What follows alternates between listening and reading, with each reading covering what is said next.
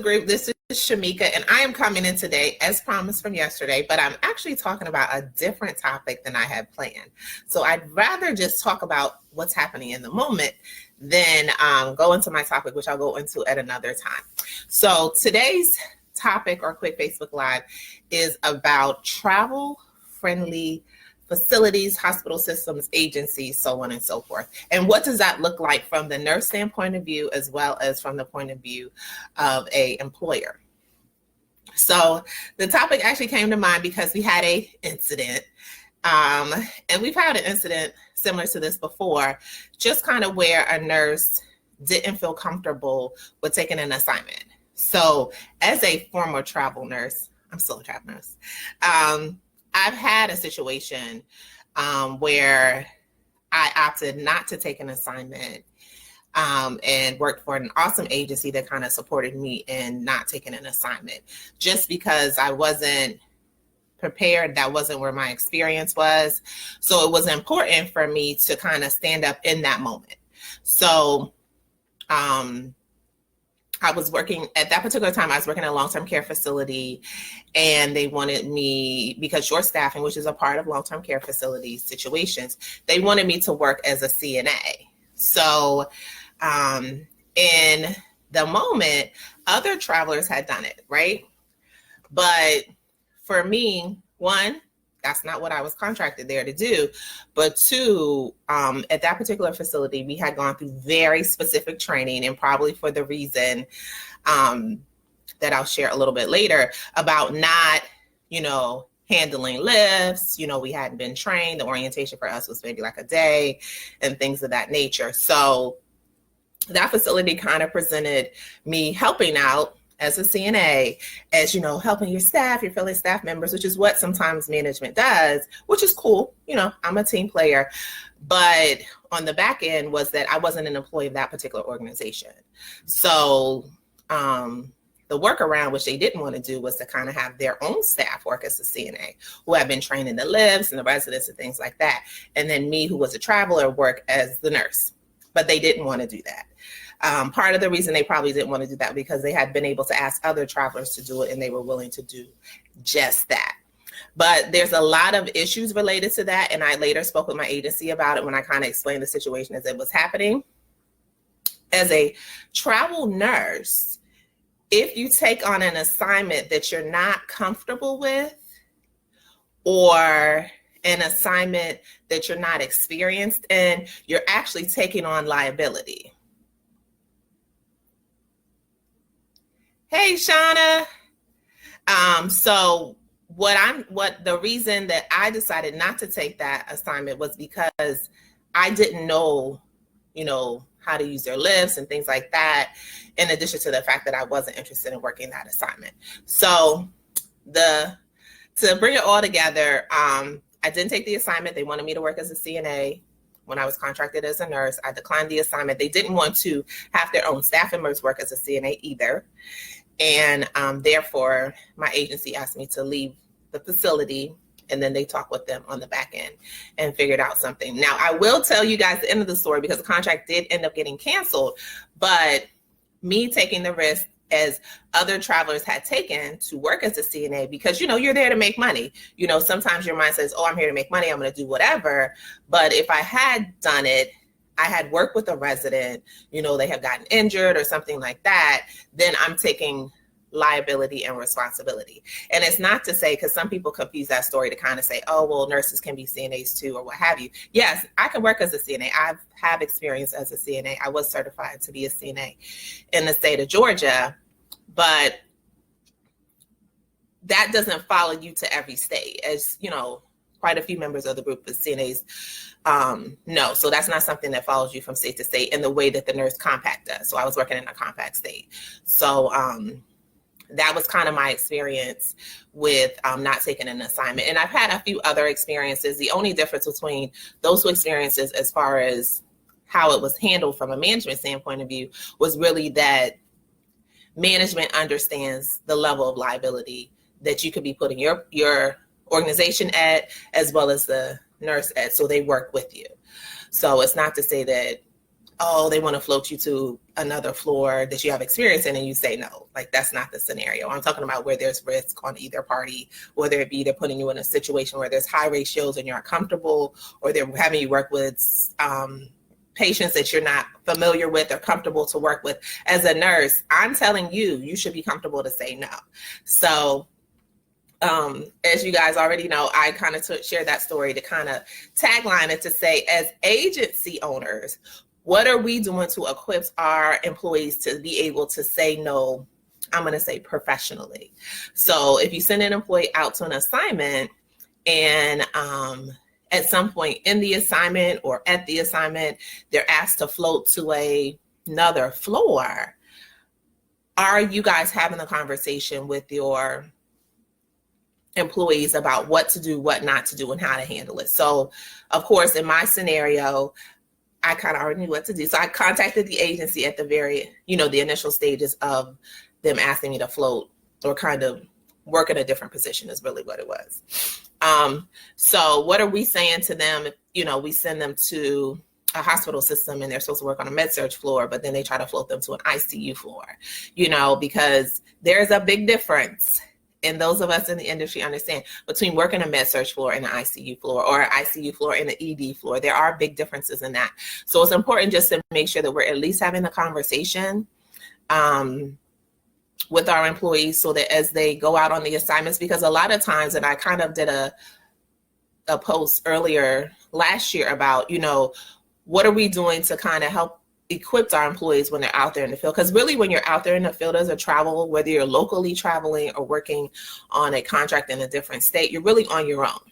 So you want to make sure as owners that you're equipping them not only with the information, but checking in on them, make sure, hey, how are things going? You want to make sure that you're checking in to make sure that everything's good with them. You also want to make it easy for them to access you if things are going wrong or if a situation is happening like in real time. Because as healthcare professionals, we know sometimes you can have a really good night and sometimes you can have a super bad night. And you don't want to find out on the back end that somebody was hurt or somebody was injured at a facility where you sent them versus, hey, it looks like something's going on here. What do you think I should do? From the standpoint of the employee. And it's interesting that this came up too, is because, a lot of times, you want to give them the tools so that when they go out and there's unsafe environments, especially if you're working in certain settings, what do I do? I've been to assignments where they've had former residents come up and the police had to be called, what questions do I need to ask if you're a part of some sort of altercation with a resident or a patient? What am I supposed to do if there's an incident at a facility? And hospitals, a lot of times things can go left really quickly, sometimes with family members. So you want to make sure that you're giving them all the tools and resources to make not only the right decision, but if they have to say no, which is kind of the gist of what I'm saying. If your employee has to say no to an assignment or no to something, how are we preparing them to do that, as well as making sure that they're communicating with us about it to kind of say, hey, this is what happened, and as well as making sure that we're documenting and making sure that they're documenting, hey, this is what's happening. If they feel threatened by staff, threatened by patients or residents, those are all things that you want to make sure that's documented so that your employees feel safe when they go into these settings. I mean, ideally, we would love, all of us would love the opportunity to go and to have our employees be placed at amazing hospitals and facilities and health systems.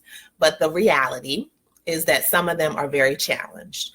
And we want to make sure that we're sending them with all the tools that they need to do their shift or do their contract, and that if things go left or right or go wrong, that they can reach out and we know what's going on, because we don't want a situation on either end of it.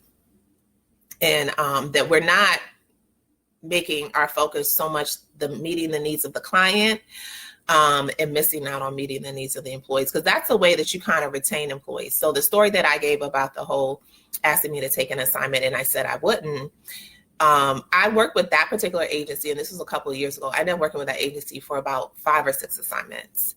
And a big piece of why I stayed exclusive with that agency was because I felt like they had my back. You know, when I kind of explained to them what the situation was, they were very good about kind of saying, hey, Shamika, this is what you need to do. You know, this is who you need to talk to. We're going to reach out to them and let them know. And then at the end, which was how things ended for me, they asked me to go home. My agency asked me to go home, and I let the facility know that I was going to go home and I wasn't going to accept the assignment, obviously. So that, and then the last piece I wanted to chime in about with you guys is, what are travel friendly facilities? So this term I see posted a lot on a lot of your Facebook and social media platforms. And when we're talking to clients, are we having that conversation? Like, are we having the conversation to determine if they're travel friendly? There's, of course, agencies that don't know anything about travelers and agency staff, but those who do, are we kind of having the conversation to say, hey, you know, have you guys worked with travelers before? You know, how comfortable is your staff with working with a team of travelers or having travelers come on board? Because a lot of times, because I could see things from both perspectives, coming into a facility in a new state where you don't know anybody can be a little bit intimidating for a traveler. And it can be even more intimidating for a traveler if, when they're coming into that particular state or facility or hospital system, that the people aren't travel friendly. Because, like, I'm going to do both sides of things. So if you're coming somewhere as a traveler and they're not travel friendly, then you're kind of stuck in a situation of then what? So, of course, you want to make sure that your people are continuing to be professional and move along in the process. But for the 12 hours that they're there, you know, what do they do? And then how do they overcome it? Because sometimes it's just that initial, you're a new person type of experience that people have. But sometimes some places are not travel friendly. And they can make your time there from the time you start the assignment to the very end of the assignment very, very challenging. And a lot of that is based on the education that people have about travelers and agencies. And the reason that I say it's education, because these are the facts about healthcare. Healthcare isn't going anywhere. Healthcare in America looks very different than it does in many other countries. So because a big piece of healthcare is monetary or for profit is what I'm saying, it's important to note that travel nurses, agency, local, travelers, contract, per diem is not going anywhere. Because what would the world look like, or what would healthcare look like if they pull back all the travelers and all the per diem and all the agencies? A lot of places would be shut down, and a lot of places would end up having to be run through the state. So that's not something that's gonna really ever happen.